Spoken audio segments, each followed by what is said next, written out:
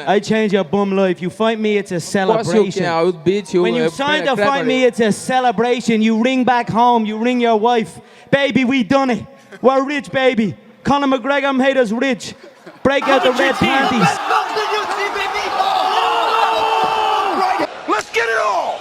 Yo, welcome back to the MMA Short Show. As always, your boy, Steven Moustaris. And guys, you know what? I'm a little conflicted over the weekend. I'm not going to lie to you. You know, it was a beautiful weekend. Great weather here in Ohio. Got to spend a bunch of time with the family and everything, which is amazing. But the one part where I'm actually conflicted, man, is, you know, it's just one of the first times we haven't had a fight night in a while when it comes to, you know, UFC, Bellator, PFL, ONE championship. Like, I think we had a Cage Warrior event, which was a little smaller. And I know we had like a pretty big boxing event there in, you know, Ireland or whatever. But for the most part, it was a really, really quiet weekend. And it was amazing for me, honestly, because you guys are talking to somebody who, you know, I hit the gym damn near every day. And I try to do it twice a day. But, you know, I hit cardio probably like 4 or 5 times a week. And, you know, when I do go there, you know, I'm watching, you know, 30-minute fights, you know, like John Jones versus Gus. I'm watching some of the classics, you know, whatever, watching Pride fights. You know, I watch fights as much as I possibly can.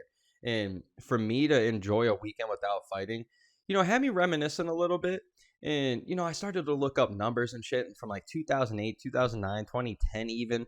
You know, the UFC used to throw on like literally 20 events, 22 events, 23 events like that. And, you know, for the most part, they were like, I think we'd get like 12, 13, 14 pay-per-views that year.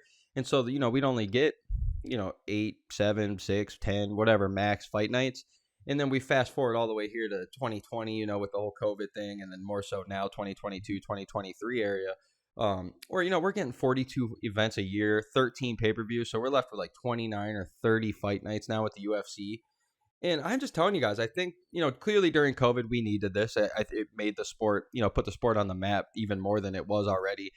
You know, NFL shut down, NBA shut down, all these places shut down. And Dana White goes, no. We're going to do this. We're going to, you know, get the Apex Arena, which was the only time it was cool. And, you know, put on some of the greatest fights we possibly could.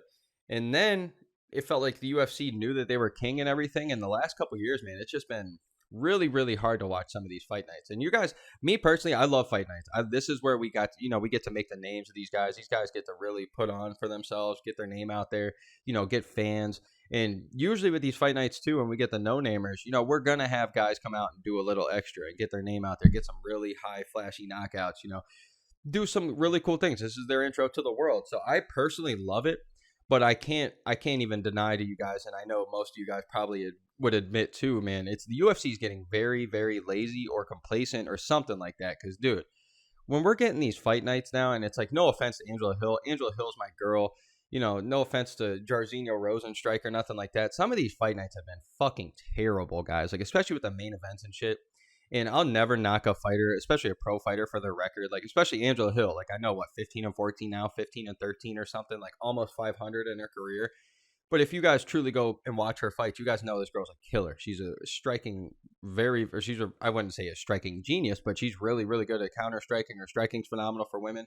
And, you know, if you do look at her losses, she's only lost to the best. But, you know, there's no way in hell I need to watch a Mackenzie Dern versus Angela Hill main event. You know, there's no offense to Kai Kara France and Amir Albazi. Like, I actually kind of agree with this main event this year, or this week, I should say. But you got Alex Cazares, who I'm a huge fan of the veteran Alex Cazares, you know, Ultimate Fighter guy. You know, fucking, what was it, Bruce Leroy or whatever we used to call him. Dude's been around forever. He's like 25-16 or something like that. He's fighting in the co-main event.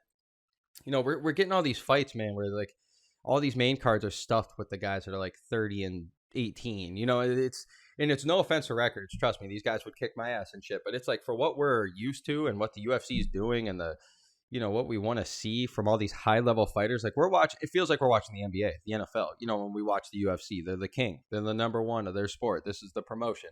And it's just starting to get tough, man. I think they're starting to open the door here for PFL, Bellator, ONE. And I don't know if you guys agree either, but like, it's like the quantity over quality thing. It's like, which one do we truly love? Like, it feels like the best way I can describe it, the best analogy I could describe it as is like, it feels like when Nike was running the world there, you know, early 90s, Nike's taken over, 2000s taken over, 2010s really taken over, you know, re-releasing shoes, doing all these things.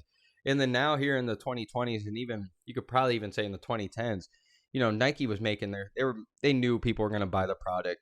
And so they started making their shit terrible. And I don't know about you guys. I'm sure all of you guys have noticed that. And I know I'm shitting on Nike right now, but usually I'm wearing Puma nowadays. I'm wearing Adidas because those companies knew that they had to put better product out there and for cheaper if you're going to get people to buy it, because people are paying, thousands of dollars, hundreds of dollars just to buy Nike stuff that tear in a week, especially like in the, performance stuff, like their compression shorts and shit for basketball, like in their basketball shoes, wrestling shoes, golf shoes, all these things. It's like they're getting terrible nowadays. And it's what it feels like the UFC's getting to now, because they know we're going to buy it. They know we're going to watch it. They know they got the fighters, and they've known their kings. And this is where it's getting tough, man, is because I think they really need to step up a little bit and change this product, because you got, I think, like one championship last year. Yeah, I think they actually had the most events outside of the UFC. I think they had like 34 or something like that. But they only had 5 of them that were on Amazon Prime. Only 5 of them that were touching the States over here, unless you're a diehard and you're watching some illegal streams, which I definitely don't do. Wink. But straight up, though, it's like we're only getting 5 cards that we're watching, and they're stacking those 5 cards. Mighty Mouse is going to be on it. Eddie Alvarez is going to be on it. Sage Northcutt. We're going to get the guys that we want to see. Rotang. We're going to get these guys. And then you got, Bellator. I think they only had, 18 events last year. They had 18 events last year. And it's like, only like 200 fights compared to the 600 fights that the UFC has. But the quality of them are definitely getting phenomenal, especially if you guys have been watching recently, like this year. Like they got this fight card here. I think it's Bellator 287 or 297 or something, like 298, something like that. I forget the number exactly, but it's here in Chicago in literally like 3 weeks. And, double championship fight. They got 2 championship fights that night. It's stacked ass card.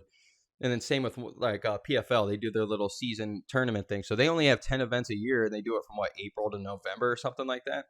So it's like, yeah, we're not getting as many cards and everything, but the quality of these cards, man, they're stacking these fights for what they have. And I know their roster is not nearly as big as the UFC and everything, but this is kind of my point. I think the UFC might be, watering down their, what they're giving us, their product. And it's tough because, we get super hyped for these main events. Like all these posters I got around me. I got so many posters. I need to actually, switch them out so you guys can see different ones. But, we're getting all these big, big pay-per-views. We're getting John Jones return. We're getting all these things.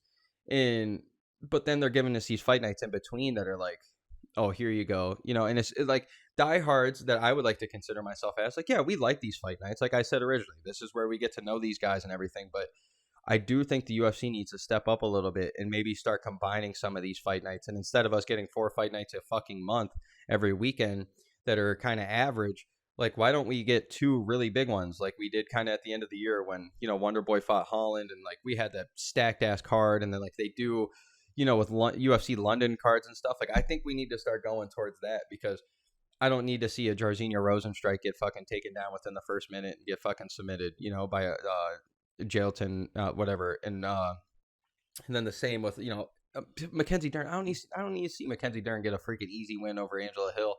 And I don't know. It's just getting really tough, guys. It's getting really tough. I don't know how.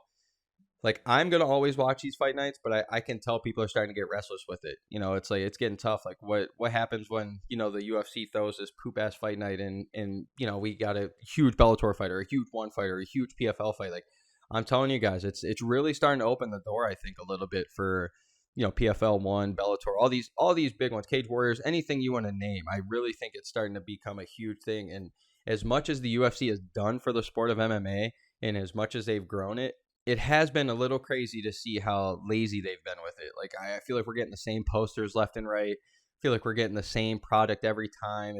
It's like, okay, who's going to fight, insert name here, insert promo video. It's like, it's not the same like it used to be anymore. Like it used to be very different. For if Anderson Silva was fighting, it'd be a whole different feeling than when Brock Lesnar was fighting. It'd be a whole different feeling than when GSP was fighting. It'd be a whole different feeling than when Matt Hughes, BJ Penn, all these guys were fighting. Like, it was way different. And now it's like, insert names here. This is title fight. This is what's going to happen in the main event. Oh, here's the break right after co-main. This is what we're going to throw the promo card.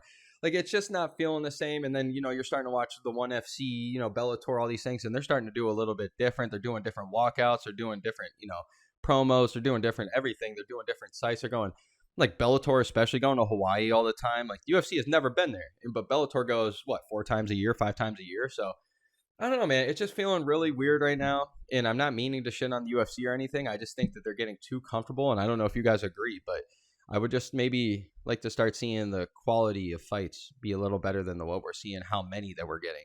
Like They literally 2009.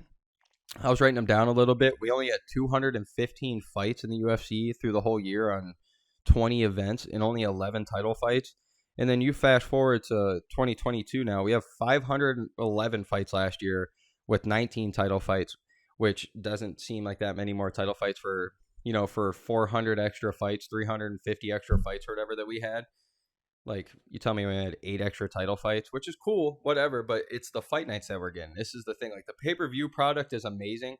It's just these fight nights, man, it's just getting really tough. So I don't know if you guys agree at all, and I know the UFC is pretty happy right now because they got Conor McGregor back a little bit, so I know they don't really care, but it does feel a little weird right now, and I feel like they're starting to not care as much, and we're starting to notice. So I don't know if you guys are picking up on this either, but as always, your boy, Steven Moustaris, and let's go, baby.